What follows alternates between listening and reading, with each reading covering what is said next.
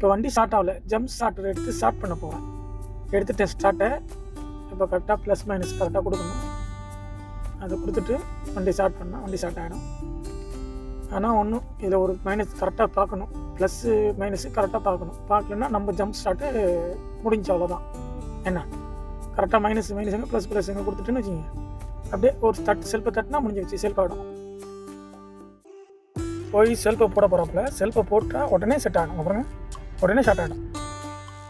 இது வந்து எல்லாத்துக்கும் உபயோகப்படும். நான் வண்டிக்கும் வச்சுக்கலாம், வீட்டுக்கு டெலிஃபோன் சார்ஜ் போட்டுக்கலாம், நம்மளுக்கு எமர்ஜென்சி லைட் வச்சுக்கலாம், எல்லாமே அது உள்ளே இருக்குது. எல்லா செட்டிங்ஸ் இருக்குது. ஸ்டார்ட் ஆகி போகிற வண்டி அப்படியே எடுத்து பாக்ஸில் வச்சுக்கிட்டு கிளம்பி வீட்டுக்கு வந்துட வேண்டியது. வேலையே முடிஞ்சிச்சு. உங்களுக்கு ஒரு வண்டியை கூப்பிட்டு நம்ம ஜாயின் பண்ணி ஒயர் கொடுக்கணும் அவசியமே இல்லைங்க. பாருங்க, இதான் 3000 ஜம்ப் ஸ்டார்ட்டு எல்லாமே இருக்குது. இதில் கிட்டத்தட்ட ஒரு காசு 14,000 வந்துச்சு. 14,000 ஆமாம், அங்கே போய்த்து காசு 58 தினார் கிட்ட வந்துடுச்சு. நல்லாயிருக்கு, வாங்கி வச்சுக்கிங்க நீங்களும். இப்போ இது வந்து ஒயரை பிடுங்கக்குள்ள தான் கொஞ்சம் ஸ்ட்ராங்காக இருக்கும். ஒயர் வந்து கரெக்டாக பிடுங்கணும்.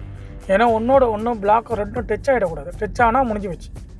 அது வந்து கரெக்டாக ஆஃப் பண்ணிவிட்டு தான் அதை நம்ம ப்ராப்பராக கரெக்டாக செய்யணும். என்ன அதை பிடிங்கியாச்சு. இதுக்கு மேலே நம்ம பாக்ஸில் வச்சு